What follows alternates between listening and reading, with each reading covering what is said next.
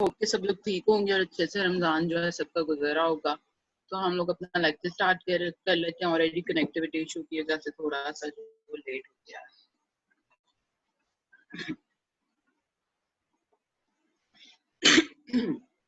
Meanwhile अगर किसी को भी कोई प्रॉब्लम हुआ तो वो अपना हैंड रेज कर सकता है।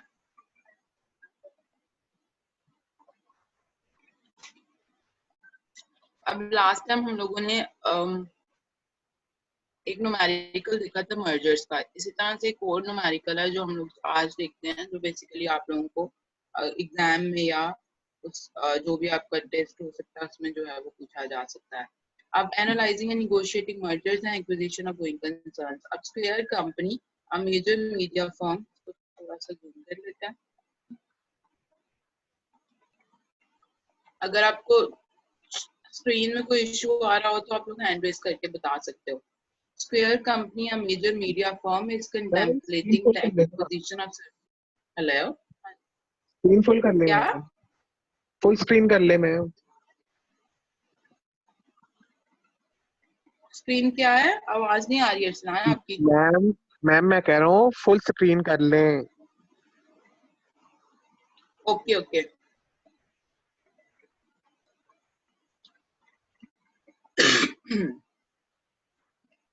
अच्छा जी, Square Company, a major media firm, is contemplating the acquisition of Circle Company, a small independent firm, a film producer that can be purchased for $60,000. Okay?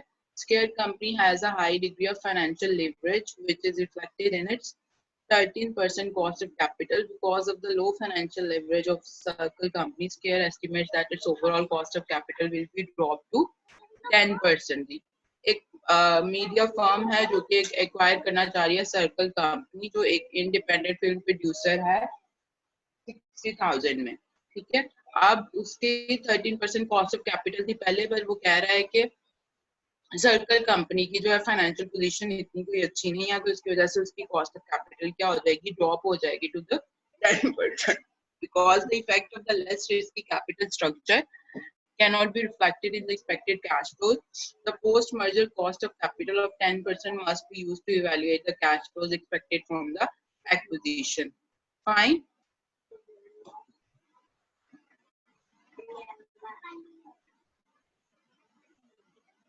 The post-merger cash flows are forecast over a 30-year time horizon as shown in table 17.3 on the next slide.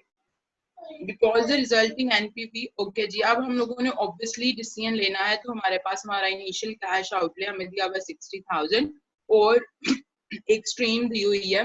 वो stream हम देख लेते हैं कि क्या है cash flows की। तो हम लोग ऑब्वियसली क्या है कैपिटल बजटिंग टेक्निक यूज करेंगे देखने के लिए कि हम लोगों ने इसे यहाँ पर जो है इसको एक्वायर करना है या नहीं करना। तो सिंपली हम उसकी एनपीवी कैलकुलेट कर लेंगे। अब देखो उन्होंने यहाँ पर स्लाइड में उसने सोल्यूशन के साथ ही जो है हमें कैश फ्लो स्ट्रीम्स दे दी हुई हैं ईयर्स की, 1 से 10 5,000, ठीक है, 30 ईयर्स एंड टोटल, और 11 से 18 साल में 13,000 है, और 19 से 30 पे 4,000 कैश इनफ्लो हो रहा है। अगर हम टोटलिटी में देखें तो ये हमारे पास एक मिक्स स्ट्रीम है जिसमें 3 एंटिटीज है हमारे पास। ठीक है, तो हम लोग क्या करेंगे, सिंपली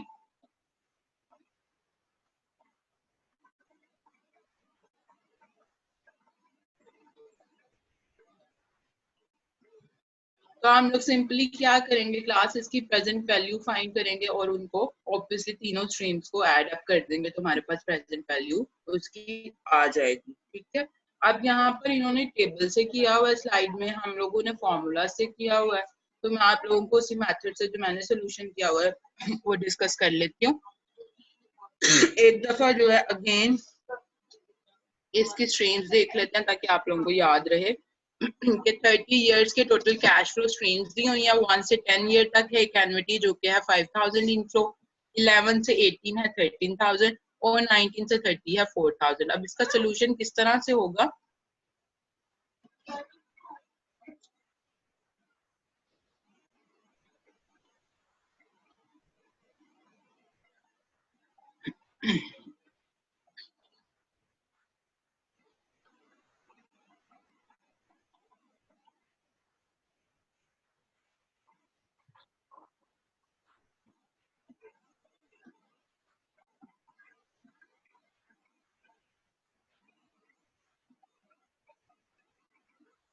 अच्छा क्लास, सबसे पहले हम लोगों ने देखा कि हमें जो उन्होंने मिक्स स्ट्रीम बताई है 30 टाइम पीरियड में ये 3 कैश इनफ्लोज हो रहे हैं, वो तो हैं तो एनविटी, और उनकी प्रेजेंट वैल्यू फाइंड करके हम उनको ऐड कर लेंगे। अब सबसे पहले जो हम लोगों के पास कैश फ्लो है हम उसको देखते हैं।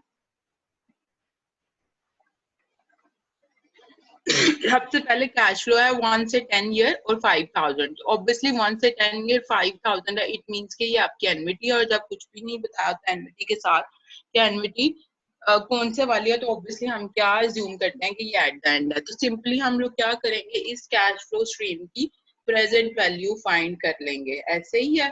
तो मैंने यहाँ पर फॉर्मूला जो है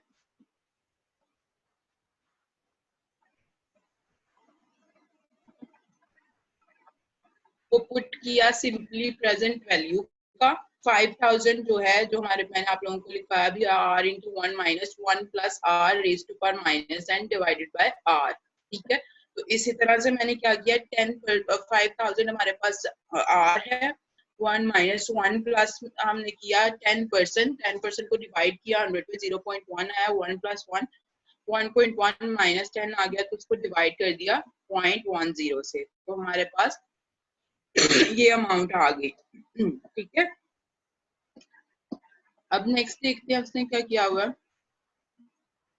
ये अमाउंट आ गई जी, इसकी आई है डॉलर 30,725 और मेरी आ रही है 722। वो तो डिफरेंट थोड़ा सा है ड्यू टू ऑब्वियसली ये टेबल से हुआ है, वो कैलकुलेटर से हुआ हुआ है, और अगर आप लोग भी इसको करोगे तो थोड़ी सी मे भी वेरिएशन आएगी, क्योंकि मैंने अमाउंट जो है वो आप लोगों ने पॉइंट के बाद 2-3 लेनी है। अब नेक्स्ट है 11 से 18 तक, ठीक है, 13,000। अब सिंपली क्या है, 11 से लेकर 18 साल तक हमारे पास एक एनविटी है 13,000 की। तो हम लोग क्या करेंगे, क्लास एनविटी का फॉर्मूला लगाकर इस 13,000 की प्रेजेंट वैल्यू फाइंड कर लेंगे।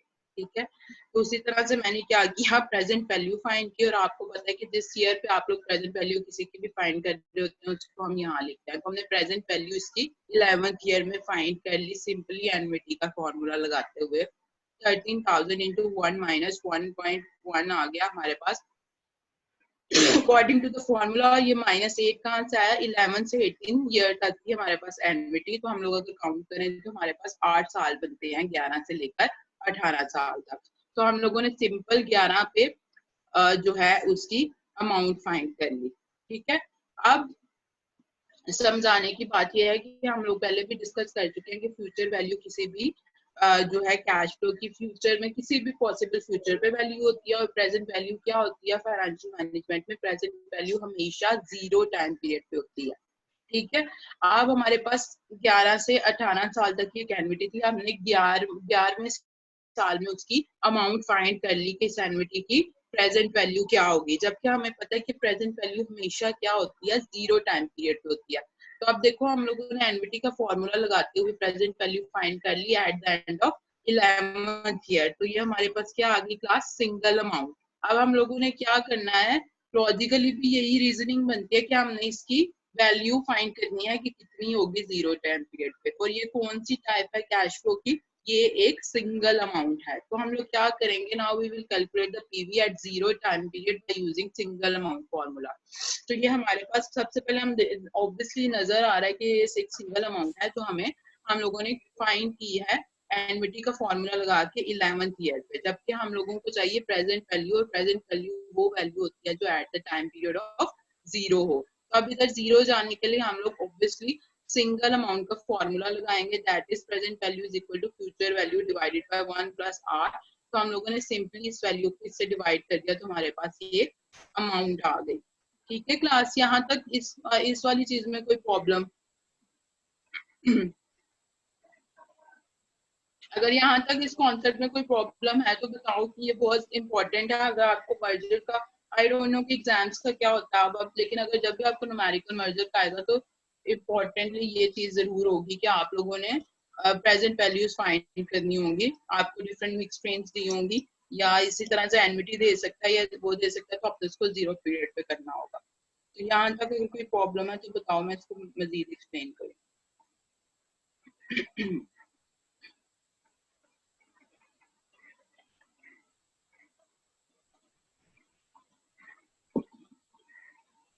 कोई प्रॉब्लम नहीं है।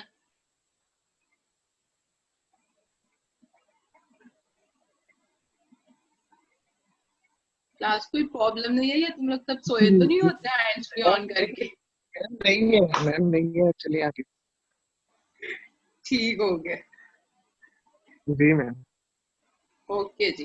तो सिंपली हम लोगों ने हमारे पास जो 69,354 आया था, हम लोगों ने उसकी प्रेजेंट वैल्यू फाइंड कर ली सिंपली। 11th ईयर पे हमारे पास आई थी। हम लोगों ने मजीद क्या करना है क्लास, मजीद क्या करना है कि हम लोगों ने जीरो पीरियड पे जाना है। तो हम लोग 10 इयर्स बैक चले जाएंगे, तो हमारे पास क्या आ जाएगी, present value zero time period पे। तो ये हमारे पास आ गई $26,738। अब यहाँ पर भी चेक कर लेते हैं एक दफा। यहाँ पर देखो 26,728 आ रहा है।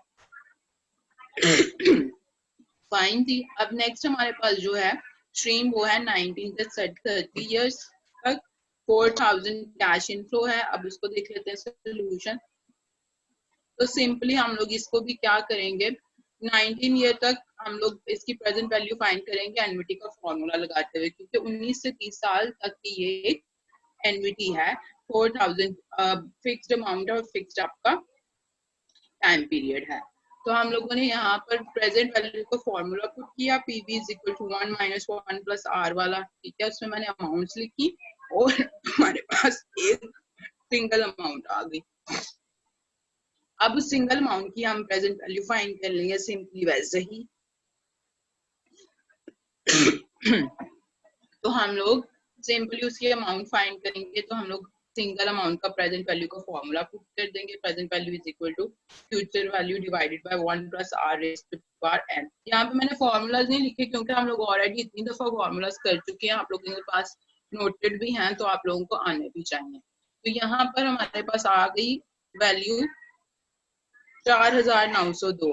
अब सिंपली हम लोगों ने क्या किया, हमारे पास जो एक टोटलिटी में मिक्स स्ट्रीम थी उसकी हम लोगों ने जितनी भी उसमें स्ट्रीम्स थी वो एनवीटी थी, और उसके बाद हमने सिंगल अमाउंट में करके उसकी प्रेजेंट वैल्यू फाइंड कर लिया। तो अब हम क्या करेंगे, ऐड अप कर देंगे, ठीक है। अब सबसे पहले देखो हम लोगों के पास प्रेजेंट वैल्यू हम लोगों ने 5,000 वाली जो है वो तो सिंपल ही थी, एनवीटी थी, और उसको हम सिंपल जीरो पीरियड पे ले गए थे, तो हमारे पास ये अमाउंट आई थी, ठीक है। सेकंड वाली स्ट्रीम की हम लोगों ने फाइंड की, तो हमारे पास ये अमाउंट आई, ठीक है। अब नेक्स्ट जो है हम लोग इसी तरह से हम लोगों ने थर्ड स्ट्रीम जो थी हमारे पास उसकी हम लोगों ने वैल्यू फाइंड की। पहले एनवीटी की फॉर्मूला लगा के किया, 19 ईयर में उसकी अमाउंट फाइंड की, और नेक्स्ट हम लोग क्या गए, जीरो पीरियड में चले गए, तो हमारे पास ये अमाउंट आ गई। अब हम लोगों ने क्या किया, क्लास इन तीनों अमाउंट्स को कर दिया है ऐड, ठीक है। अब इन तीनों अमाउंट्स को ऐड कर दिया और हमारे पास वैल्यू आ गई है ये 62,362। अब हम लोग देखते हैं इसने क्या किया। देखो जी, इनकी फीस की भी तकरीबन उतनी ही आई है, थोड़ा सा वेरिएशन और डिफरेंस है क्योंकि ये इसने टेबल से किया है। अब देखो present value of cash flows यहाँ तक तो इसका मेथड डिफरेंट था, बट मैंने आप लोगों को जो है मैं ये सेंड भी कर देती हूँ। जो हम लोगों ने जिस तरह से फॉर्मूलाज के साथ किया उस मेथड के साथ भी हमारा तकरीबन यही आंसर है। अब इसमें हम लोग लेस कर देंगे कैश परचेज प्राइस जो है हमारी 60,000 को कह रहा है, तो हमारे पास नेट प्रेजेंट वैल्यू आ गई $2,357। अब देख लेते हैं जी, the post merger cash flows are forecast over 30-year time horizon as shown in table 17.3 on the next slide, because the resulting NPV of the target company of $2,357 is greater than the zero, the merger is acceptable, ठीक है। तो अब आपकी net present value क्या आ रही है, $2357, ठीक है, 2,357। तो हम लोग यहाँ पर ऑब्वियसली कैपिटल बजटिंग टेक्निक के क्राइटेरिया को देख लेते हैं कि हम लोग तब क्या करते थे कि अगर हमारी एनपीवी जीरो से ग्रेटर होगी तो हम लोग क्या करेंगे, उस जो भी पेशे नजर हमारा प्रोजेक्ट है या इन्वेस्टमेंट है हम उसको एक्सेप्ट करेंगे। तो इसी तरह से यहाँ पे हमारी पॉजिटिव एनपीवी आई है, तो हम लोग क्या करेंगे, इस मर्जर को एक्सेप्ट कर लेंगे।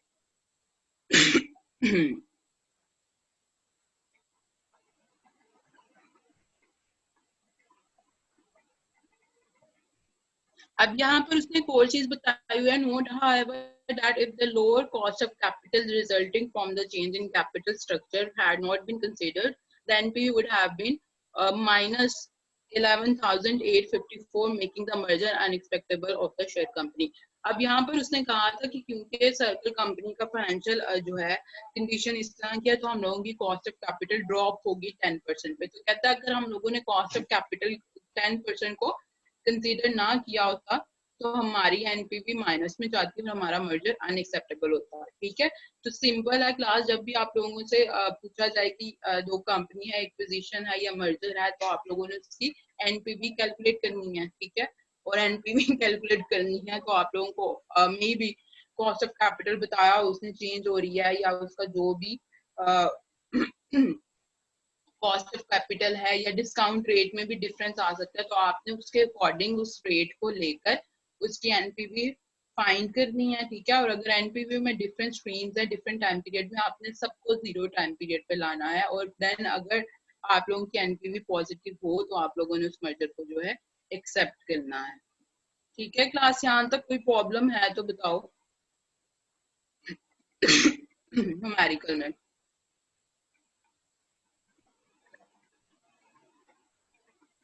मैम आगे करते हैं, हैंड रेज कर लेंगे मैम। चलो ठीक है।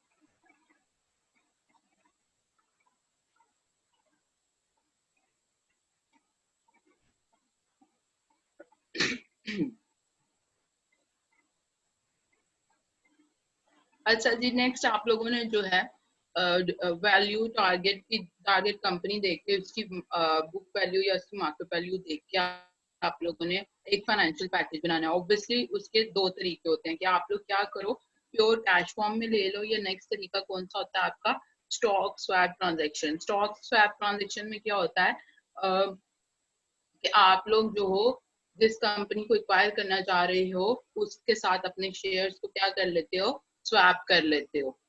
ठीक है, प्री डिटर्मिन्ड रेशो पे। अगर फॉर एग्जांपल कि यहाँ पर अगर मैं रेशो लिखूं कि आप लोगों की मर्जर की रेशो क्या है, 2:1 है, तो इसका क्या मतलब होगा, for example if an acquiring company offers a swap stock swap ratio 2:1, तो it will provide 2 shares of company. ठीक है, it will provide 2 shares of its own company for every 1 share of the target company। अब इस बात का क्या मतलब है, स्टॉक स्वैप रेशियो जो है आप लोगों ने यहाँ पर भी लिखा है कि आप लोग किसी प्री डिटरमिन्ड रेशियो पे जो है अपना स्टॉक स्वैप करते हो। तो 2:1 अगर मैं लिखूं तो इसका मतलब है कि आप जो कंपनी एक्वायर करना चाह रहे हो, 2 आपके शेयर, 2 के बदले में आपको क्या मिलेगा 2 के बदले में आपको उस कंपनी का 1 शेयर मिलेगा। ठीक है, अब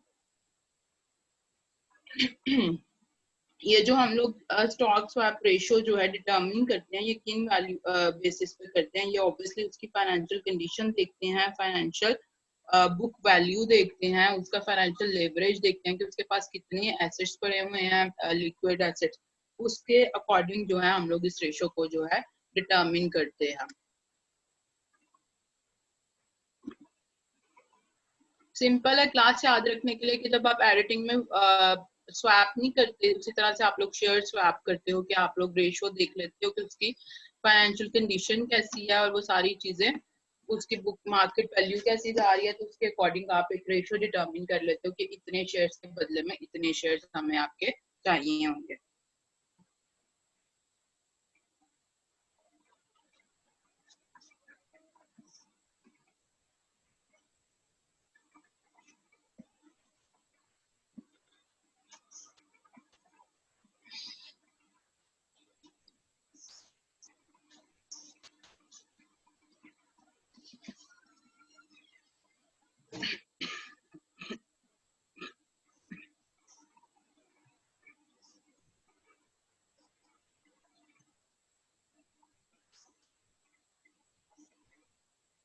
अच्छा, अब यहाँ पर सिंपल सा है, छोटा सा टॉपिक है बिजनेस फेलियर्स, बहुत ही आसान है, आप सबको भी आइडिया होगा। लेकिन एक सरसरी से देख लेते हैं कि बिजनेस फेलियर्स के बारे में क्या कहता है वो। सबसे पहले बिजनेस फेलियर में वो बात कर रहे हैं टेक्निकल इंसॉल्वेंसी की, कि आप लोग टेक्निकली इंसॉल्वेंट हो गए और कैसे हो गए हो कि आप लोगों की लायबिलिटीज जो है इतनी ज्यादा हो गई हैं कि आप लोग उसको पे नहीं कर पा रहे हो। और दूसरी चीज क्या हो सकती है कि आप बैंकरप्ट हो गए हो। बैंकरप्ट का मतलब क्या है कि आप लोगों की लायबिलिटीज जो है फेयर मार्केट वैल्यू या उससे एक्सीड कर गई हैं। अब सबसे पहले बिजनेस फेलियर्स किस वजह से होते हैं? सबसे पहले उसने रीजन दी हुई है मिस मैनेजमेंट की वजह से। ठीक है, कि आप लोगों ने ऐसे मिस मैनेजमेंट इस लिहाज से कि मे बी कुछ जो है फर्म्स है उनमें डिपार्टमेंटलाइजेशन नहीं है, सारे लोग जो हैं एक ही काम कर रहे हैं, कोई डिपार्टमेंटलाइजेशन नहीं है, आईटी का डिपार्टमेंट नहीं है, फाइनेंस का अलग डिपार्टमेंट नहीं है, तो आप लोगों की क्या है मिस मैनेजमेंट है। इसी तरह से इस तरह से भी हो सकता है कि आपकी मैनेजमेंट के जो पर्टिकुलर टास्क है वो उसको परफॉर्म नहीं कर रही या कोई भी उसमें बूस्ट नहीं आ रहा। ठीक है, नेक्स्ट कहते हैं इकोनॉमिक एक्टिविटी। अब इकोनॉमिक एक्टिविटी में आप बात करते हो जब बिजनेस साइकिल की, कि आप लोगों का जो बिजनेस साइकिल है, जाहिर बात है कि कभी कभार इकोनॉमी में आपके डिप्रेशन आया होता है या रिसेशन आया होता है, तो उसके अकॉर्डिंग भी आप लोगों के बिजनेस फेलियर हो जाते हैं। इसकी बहुत अच्छी एग्जांपल अभी हो सकती है कोरोना की। कोरोना की वजह से, लॉकडाउन की वजह से बहुत से बिजनेसेस जो हैं छोटे तबके के जो हैं जो सरवाइव नहीं कर सकते थे, इसीलिए गवर्नमेंट ने जो है पार्शली लॉकडाउन ओपन किया है कि हमारे बहुत से बिजनेस जो हैं वो क्या है बिजनेस फेलियर्स की तरफ जा रहे हैं, क्योंकि उनके डे टू डे फाइनेंसिस पे वो चलते हैं। इसके अलावा वो इतने लॉन्ग लास्टिंगली उनकी परफॉर्मेंस नहीं हो सकती, क्योंकि उनके पास फंड्स ही नहीं जा पाएंगे और उनमें इतनी कैपेसिटी नहीं है कि वो उनके कोई रिजर्व्स हों या उन सारी चीजों से वो लोग क्या करें, उसको आगे लेके चले। तो economic activity is related to your business cycle, कि आपका बिजनेस साइकिल किस तरह से, आपकी इकोनॉमी किस तरह से वर्क कर रही है, आया कि वो डिप्रेशन में है या रिसेशन फेस कर रहा है। इसी तरह से हमने अभी इकोनॉमिक एक्टिविटी की बात की कि अभी जो इकोनॉमी है ना सिर्फ हमारी के पूरे जो है वर्ल्ड की जो इस वक्त इकोनॉमी है उसको सीरियस कंसर्न्स हैं, क्योंकि कोरोना की वजह से जो लॉकडाउन जा रहा है उसकी वजह से जो बड़े बिजनेसेस हैं अब तो उनके बारे में भी सोचा जा रहा है कि वो किस तरह से, अगर इसी तरह से लॉकडाउन रहा तो सरवाइव करेंगे। इसीलिए हमारी गवर्नमेंट ने जो है काफी सेक्टर्स को खोल दिया है ताकि हमारे जो बिजनेसेस हैं, और मोस्टली यहाँ पे स्मॉल एंड मीडियम एंटरप्राइजेस ही हैं।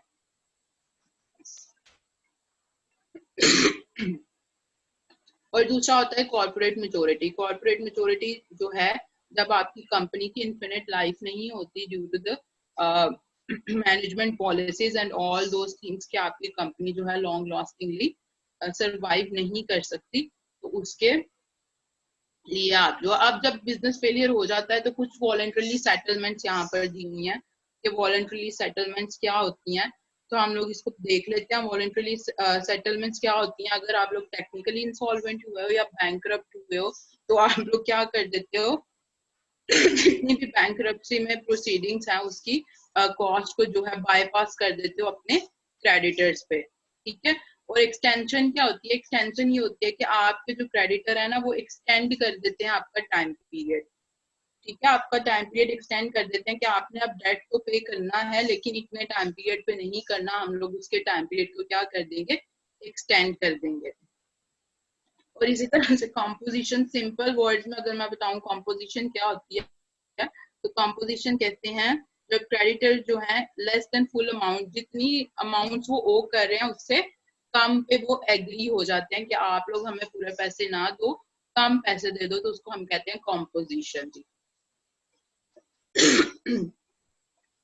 ठीक है क्लास, तो ये बिजनेस फेलियर्स और ये जो वॉलंटरली सेटलमेंट्स हैं इनको आप एक दफा खुद भी स्टडी कर देना, बहुत आसान है और इसमें ऐसा कोई चीज नहीं है मुश्किल। बेसिक हमारे जो थे ये दो न्यूमेरिकल थे और इसके अलावा हमारा मर्जर एंड एक्विजिशन था। ठीक है, और जब भी इस टॉपिक की असेसमेंट होगी या आपके नेक्स्ट एग्जाम होंगे तो वो इसी न्यूमेरिकल से होंगे। तो आपको मैं प्रैक्टिस के लिए या प्रैक्टिस के लिए या अभी आई डोंट नो कि कब आपकी नेक्स्ट वीक क्लास होगी या नहीं होगी, आई गेस कि नहीं होगी। तो अभी नेक्स्ट अभी कोई आइडिया है एग्जाम से? किसी ने बताया टीचर ने अरसलान? मैम टीचर ने भी नहीं बताया, एचईसी ने तो यूनिवर्सिटीज को कहा है कि आप खुद ही पॉलिसी बनाए और अपने स्टूडेंट्स के साथ शेयर करें, तो भी टाइम लगेगा। आई थिंक कि अंडर कंसिडरेशन है काफी चीजें, क्योंकि हमारे बिल्कुल। अभी तक इस पे कोई बात नहीं हुई है। जी बिल्कुल। तो ठीक है आप मैम, लोग फिर फिर आज ऐसा करो कि इसको जी स्टडी करो, और ठीक। इसका नुमाइश। ठीक है। अच्छा, ये सब सारी क्लास में ही ऐसे करते हो अरसलान की, बस मेरे में ही? ठीक है, मैं जल्दी जल्दी नहीं खत्म करते हैं बस। नहीं नहीं मैम, सारी क्लासेस में ऐसे हो रहा है, रमजान है ना, तो सब में ऐसे ही हो रहा ठीक है, वो जाहिर है रमजान भी है। मुझे तो ऐसे है। फील हो रहा था कि शायद आप सब लोग सोए हुए हो नहीं नहीं एंड मैम, लगा सब के। सब जाग रहे हैं मैम, सब जाग ठीक है, तो इसका न्यूमेरिकल क्लास दोनों आपने लाजमी कर लेना, और अगर न्यूमेरिकल में कोई इशू है तो यू कैन आस्क मी। और बाकी लास्ट पे जो है वो बहुत ही आसान सा था, बिजनेस फेलियर, वो भी हमने एक दफा गो थ्रू कर लिया, उसको भी आप लोग देख लो एक दफा। बाकी नेक्स्ट डिसाइड करते हैं जैसे ही आपके एग्जाम्स का पता चलता है कुछ। ज्यादा प्रोबेबिलिटी तो यही लग रही है कि आपके ऑनलाइन एग्जाम्स होंगे, आई गेस। हाँ जी मैम, सुनने में यही आया है। ठीक है।